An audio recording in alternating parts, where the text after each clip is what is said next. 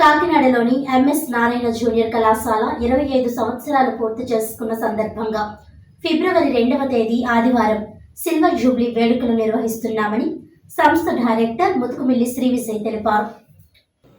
ఈ సందర్భంగా MS Narayana college director Muthukumilli Vijay Kumar, సంస్థ కరెస్పాండెంట్ లక్ష్మీ తులసి, కళాశాల ప్రిన్సిపల్ ప్రమోదులు మాట్లాడుతూ నెహ్రూ ఎయిడెడ్ విద్యా సంస్థలు మరియు MSS English medium high school అలాగే 2000 సంవత్సరంలో ఎంఎస్ నారాయణ జూనియర్ కాలేజీని వ్యవస్థాపకులు ముతుకుమిల్లి ఆదినారాయణ స్థాపించారని తెలిపారు. ఆదివారం ఫిబ్రవరి 2వ తారీఖు మధ్యాహ్నం 3 గంటల నుండి స్థానిక వివేకానంద పార్క్ ఆవరణలో గల గోదావరి కళాక్షేత్రం ఫ్యాబిన్ కన్వెన్షన్ హాల్లో ఈ కార్యక్రమం జరుగుతుందని అన్నారు. ఈ రజతోత్సవ వేడుకల సందర్భంగా కాకినాడలో ఉన్నటువంటి 11 నుండి 20 సంవత్సరాల వయసు గల విద్యార్థులకు మరియు తల్లిదండ్రులకు ఫ్యాన్సీ డ్రెస్ కాంపిటీషన్ నిర్వహిస్తున్నామని అన్నారు. ఈ పోటీలలో కాకినాడ నుండి ఏ పాఠశాల లేదా కళాశాల నుండైనా విద్యార్థులు మరియు తల్లిదండ్రులు ఎటువంటి ఎంట్రీ ఫీజు లేకుండా పాల్గొనవచ్చునని అన్నారు. పోటీలో పాల్గొనే విద్యార్థులను 3 విభాగాలుగా విడదీస్తామని మరియు పోటీలలో పాల్గొనే తల్లిదండ్రులను జంటగా లేదా ఒంటరిగా కేటగిరీస్ విభజించి పోటీలు నిర్వహిస్తామని, ఇప్పటికే 100 మందికి పైగా విద్యార్థులు తల్లిదండ్రులు ఈ పోటీలకు రిజిస్ట్రేషన్ చేసుకున్నారని తెలిపారు. ఈ కార్యక్రమానికి ముఖ్య అతిథిగా Kakinada JNTU in charge vice chancellor Muralikrishna హాజరవుతారని, అలాగే నగరంలో ఉన్నటువంటి ప్రైవేట్ పాఠశాలల మరియు కళాశాలల యాజమాన్యాలు తల్లిదండ్రులు హాజరవుతారని తెలిపారు. మిమ్మల్ని ముఖ్యంగా ఇక్కడ పిలవడానికి ప్రధానమైనటువంటి కారణం ఏంటంటే, నెహ్రూ ఎడ్యుకేషన్ సొసైటీ మీ అందరికీ బాగా సుపరిచితమైన సంస్థ. నాన్నగారు ఆదినారాయణ గారు 1971లో ఈ యొక్క సొసైటీని స్థాపించడం జరిగింది. తదుపరి ఎంఎస్ నారాయణ జూనియర్ కాలేజీ అనేటువంటి ఒక జూనియర్ కాలేజీని 2000 సంవత్సరంలో నాన్నగారు స్టార్ట్ చేయడం జరిగింది. అంటే మాకు ఫస్ట్ ఎఫిలియేషన్ 2001 బ్యాచ్ నుంచి ఈ జూనియర్ కాలేజీ స్టార్ట్ అవ్వడం, ఆ రోజు నుంచి ఈ రోజు ఒక 25 సంవత్సరాలు ఈ జూనియర్ కాలేజీ నడవడం అనేది మేము ఈ యొక్క రజతోత్సవ వేడుకలను జరుపుకోవడానికి మాకు ఇది ఒక అవకాశంగా మా నాన్నగారు మాకు కల్పించినటువంటి అవకాశం. సో మిమ్మల్ని పిలిచిన కారణం ఏంటంటే, ఈ రజతోత్సవ వేడుకలు రేపు ఆదివారం మన కాకినాడలో వివేకానంద పార్క్ దగ్గర ఉన్నటువంటి రాగిరెడ్డి కళాక్షేత్రం, అంటే ఇప్పుడు ఫ్యాబ్ కన్వెన్షన్ అంటున్నారు, దాంట్లో మధ్యాహ్నం 3 గంటల నుండి ఈ యొక్క కార్యక్రమాన్ని ఈ సిల్వర్ జూబ్లీ సెలబ్రేషన్ చేసుకుంటున్నాం. దీంట్లో ప్రధానంగా ఈ సిల్వర్ జూబ్లీ సెలబ్రేషన్స్లో ప్రధానంగా ఏంటంటే ఫ్యాన్సీ డ్రెస్ కాంపిటీషన్ అనేది ఒకటి పెట్టడం మెయిన్ మాకు మీ ద్వారా పబ్లిక్కి తెలియజేయాలనుకుంటున్నాం. దీంట్లో ఏంటంటే 11 సంవత్సరాల నుంచి 20 సంవత్సరాల వరకు ప్రతి స్టూడెంట్, అంటే మా దగ్గర చదువుతున్నా కానీ లేకపోతే కాకినాడ పరిసర ప్రాంతాల్లో ఏ స్కూలు కాలేజీ ఎవరైనా కూడా 11 నుంచి 20 సంవత్సరాల లోపున్న విద్యార్థులు ఈ ఫ్యాన్సీ డ్రెస్లో పాల్గొవచ్చు. అదేవిధంగా తల్లిదండ్రులు కూడా ఈ ఫ్యాన్సీ డ్రెస్ కాంపిటీషన్లో ఒక భాగస్వామ్యం చేయడానికి అవకాశం కల్పించాము.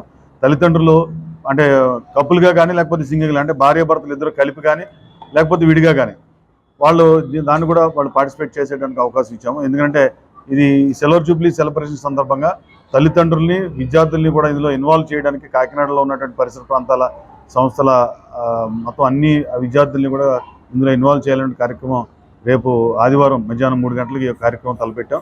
దాన్ని మీ ద్వారా కాకినాడలో ఉన్నటువంటి విద్యార్థులకి తల్లిదండ్రులకి తెలియజేయాలని మీ ద్వారా విజ్ఞప్తి చేస్తూ ఈ కార్యక్రమాన్ని మేము నిర్వహించడం జరిగింది.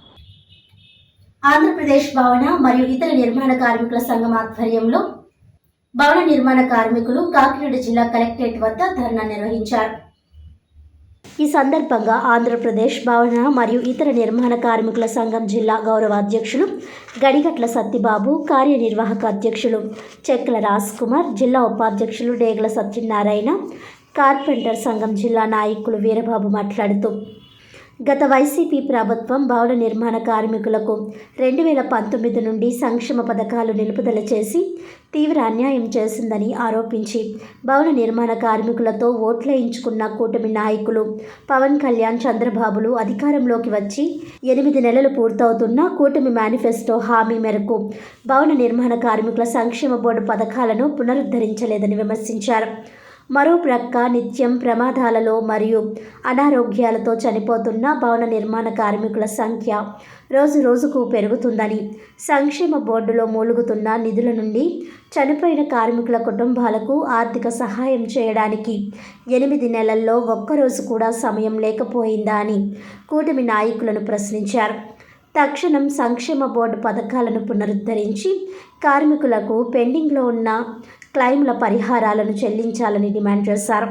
ఈ కార్యక్రమంలో సంఘం జిల్లా గౌరవ సలహాదారు కరణం విశ్వనాథం, జిల్లా ఉపాధ్యక్షులు మేడిశెట్టి వెంకటరమణ, ప్రకృతి ఈశ్వర్రావు, పప్పుల వీరబాబు, ఎం సత్యబాబు, నక్కా రాజారావు, గరగ సుబ్రహ్మణ్యం, బేవర బంగారయ్య, షేక్ వలీబాబా, జి వీరబాబు తదితరులు పాల్గొన్నారు.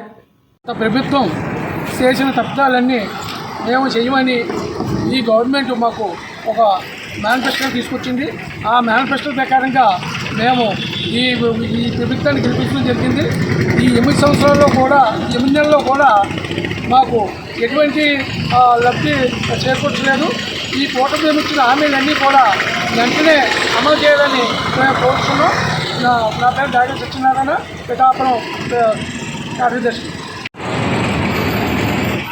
భవన నిర్మాణ కార్మికులకి తీరని అన్యాయం చేసింది వైఎస్ఆర్సీపీ.